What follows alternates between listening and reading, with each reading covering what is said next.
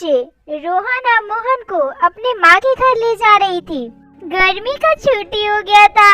रोहन और मोहन नानी घर जाने के लिए बहुत खुश थे। बड़ी अजीब बात है ना माँ, हर साल तो हमारी छुट्टियाँ होने से पहले ही नानी हमें इतने फोन करती थी कि जल्दी से आ जाओ, जल्दी से आ जाओ, लेकिन इस बार उन्होंने एक बार भी हमें फोन नहीं किया। हाँ माँ, ऐसा क्यों? क्या नानी हमसे नाराज है? अरे नहीं नहीं बच्चों, ऐसा कोई बात नहीं है। अभी जाएंगे ना नानी के घर, नानी देख के बहुत खुश हो जाएगी। थोड़ी ही देर में शांता अपने बच्चों को लेके नानी घर पहुंच गई। शांता ने अपने घरों का दरवाजा खटखटाया, लेकिन बहुत देर हो गई, दरवाजा कोई भी नहीं खोला। अरे ये क्या, माँ घर पर नहीं है, दरवाजा नहीं खोल रही है। वैसे भी मैंने माँ को आने का खबर नहीं दी थी। ये देख के रोहन जोर जोर से आवाज लगाने लगता है। नानी नानी दरवाजा खोलो, मैं आया हूँ रोहन और मोहन। दरवाजा नहीं खोलोगी क्या? मैं चला जाऊँ? कुछ ही देर बाद नानी ने दरवाजा खोला। वे बाहर शांति और उनके बच्चे को देखती है। वे उनके बच्चे और शांति को देख के बिल्कुल खुश नहीं होती है। अरे माँ, मैं बहुत देर से दरवाजा खटखटा रही थी, आप दरवाजा नहीं खोले, क्या बात है, सो रही थी क्या? हाँ, मैं सो रही थी, लेकिन तुम लोग यहाँ ऐसे अचानक क्यों आ गए हो? मैं अचानक आके तुम्हें सरप्राइज करना चाहती थी। अरे नहीं नहीं, ऐसी बात नहीं है, वो मेरी तबीयत कुछ ठीक नहीं है, इसलिए। आप दरवाजे पे ही खड़ी रखोगी या अंदर आने को भी कहोगी माँ? इतना कहकर शांति अपने दोनों बच्चों को लेके घर के अंदर चली जाती है। उनकी नानी न किसी से बात की, न बच्चों के साथ खेली और न किसी को खाना पूछी। बिना किसी से बात किए ही अपने कमरे में चली जाती है। माँ, कुछ तो गड़बड़ जरूर है। नानी को कुछ न कुछ हुआ है। वो हम सबसे बिना बात किए अपने कमरे में चली गई है। वो तो पहले ऐसा कभी नहीं किया करती थी, हर बार मुझसे कुछ न कुछ बातें किया करती थी। हाँ रोहन बेटा, मुझे भी आप कुछ अजीब लग रहा है। खैर छोड़ो, तुम दोनों हाथ धो लो, मैं तुम दोनों के लिए कुछ लेके आती हूँ खाने के लिए। इतना खाकर शांति अपने माँ के कमरे में जाती है और वहाँ देखती है कि सारे कमरे बिखरे हुए हैं और पूरे कमरे में मैल पड़ा है और उसकी माँ चुपचाप बिस्तर में लेटी हुई थी। ये सब क्या है माँ? आप कभी भी कमरे को इतना गंदा नहीं रखती थी, फिर आपने इतनी अचानक से इतनी गंदगी क्यों फैला रखी है? अरे मेरा घर है, मैं अपने घरों को जैसे रखूं, इसमें तुझे क्या? शांता को अपनी माँ के बिहेवियर बहुत अजीब लगा। अरे ये क्या माँ, मैं इतने दिनों के बाद आई हूँ, फिर भी तुम मुझसे ऐसे बात कर रही हो? देख शांता, मेरी तबीयत कुछ ठीक नहीं लग रही है, जाओ अभी तुम बाद में आना। तो माँ, आपने कुछ खाना नहीं बनाया क्या? बच्चों को बहुत भूख लगी है, खाने के लिए कुछ भी नहीं है। क्यों, आने से पहले तुमने कुछ बताया था क्या, जो मैं तेरे लिए 56 भोग बना के रखती? जा यहाँ से। शांता वहाँ से चुपचाप चली जाती है और रसोई में जाके अपने बाल बच्चों के लिए खाना बनाने लगती है। न जाने माँ को क्या हो गया है, पहले तो मुझसे ऐसे कभी बात नहीं किया करती थी। अगर मुझसे किसी बात से नाराज है तो कह देती मुझे, ऐसे नाराज रह के भला क्या मिलेगा? शांति खुद से बात कर रही थी, तभी उन्हें सोहन की चिल्लाने की आवाज आई। अरे ये क्या, ये बच्चे को क्या हो गया? तब शांता जाके देखती है। अरे ये देखो माँ, कंगाल ये नानी के रूम में क्या कर रहा है? तभी नानी गुस्सा हो जाती है और बोलती है, देख शांता, तुझे यहाँ पे रहना है तो रह, लेकिन अपने बच्चे को समझा ले, मेरे कमरे में आज के बाद कभी ना आए, नहीं तो मैं क्या करूँगी तुझे भी नहीं पता। माँ, ये तू क्या कह रही है?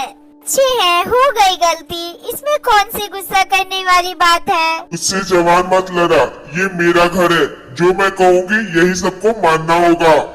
इतना कहकर नानी फिर अपने कमरे में चली गई।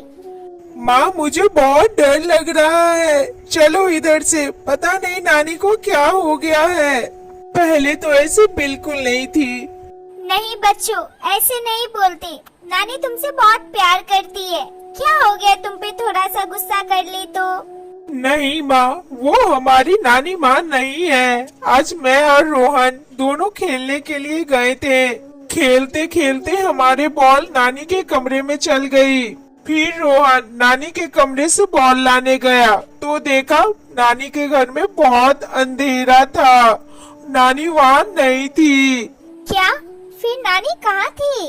माँ, नानी की जगह पर कोई डरावनी सी औरत थी और वह दीवार पर उल्टी चल रही थी। हम दोनों वहाँ से चिल्लाकर भागे। फिर वहाँ से देखा कि नानी घर से बाहर निकल रही है और हम दोनों को खूब मारी। हम सही बोल रहे हैं माँ। मुझे यहाँ पर नहीं रहना है माँ, चलो अपने घर चलते हैं, मुझे बहुत डर लग रहा है। सांता बच्चों की बात सुन के बहुत हैरान हो गई और फिर बच्चों से कहा, मुझे भी कुछ ठीक नहीं लग रहा है। अगर तुम सब ऐसे बोल रहे हो तो हम सबको इधर रुकना ठीक नहीं है। यही पास में तुम्हारी बरखा मौसी रहती है, चलो हम तुम दोनों को वहीं पर छोड़ देते हैं। बरखा सांता की बचपन की दोस्त थी। वो यही बगल के पास वाले घर में रहती थी।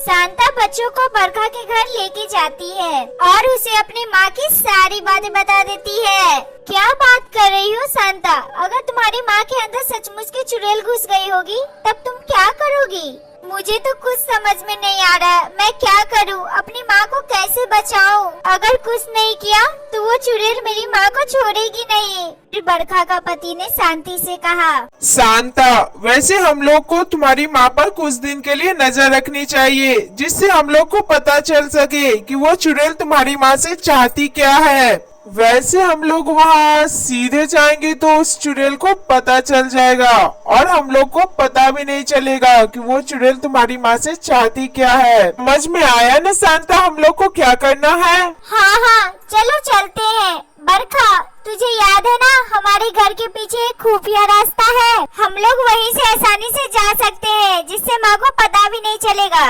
हाँ हाँ, याद है ना, हम लोग देर से पार्टी करके घर वापस आते थे और तू वही खुफिया रास्ता से घर जाती थी, जिससे तुम्हारी माँ को पता न चल सके। ठीक है, चलो वर्षा, ये हंसी मजाक करने का समय नहीं है। चुड़ैल पता नहीं मेरी माँ के साथ क्या करेगी। सांता और बरखा शांति के घर चल पड़ती है। फिर बरखा ने शांति से फुसफुसाते हुए कहा, चलो शांति, माँ के कमरे में चलते हैं और देखते हैं माँ क्या कर रही है। दोनों ने चुपके से माँ के कमरे के आगे कान लगाया और सुनने लगी कि माँ क्या कर रही है। तभी उन्हें माँ को किसी से बात करने की आवाज सुनाई दी।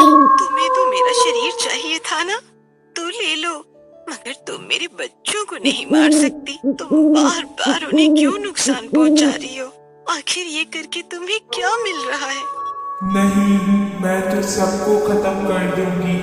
वैसे भी मुझे बस तुम्हारे शरीर देने की देरी है। जैसे ही मुझे तुम्हारा शरीर मिल जाएगा मैं बहुत ताकतवर हो जाऊंगी, कोई मुझे नहीं मार सकता। बस आज रात का इंतजार है। आज भी मेरी मौत हुई थी, आज उसी टाइम में मैं तुम्हें मार दूंगी और तुम्हारे शरीर पर कब्जा कर लूंगी। फिर मैं दुनिया का सबसे बड़ा ताकतवर चुड़ैल बन जाऊंगी। फिर मैं एक एक करके सबको मारूंगी, सबको खत्म करूंगी। जैसे ही सांता ये सब सुनती है और माँ के पास चली जाती है और बोलती है, नहीं माँ, तुम ये सब बिल्कुल नहीं करोगी, चलो मेरे साथ, मैं तुम्हें कुछ बताती हूँ। फिर सांता वहाँ से अपनी माँ को लेकर चली जाती है। फिर सांता और बरखा मिलके माँ को नहा धोआ के भगवान श्री कृष्ण की पूजा करवाती है, ताकि चुड़ैल की बुरी साया माँ से दूर हो जाए और माँ की जान बचे।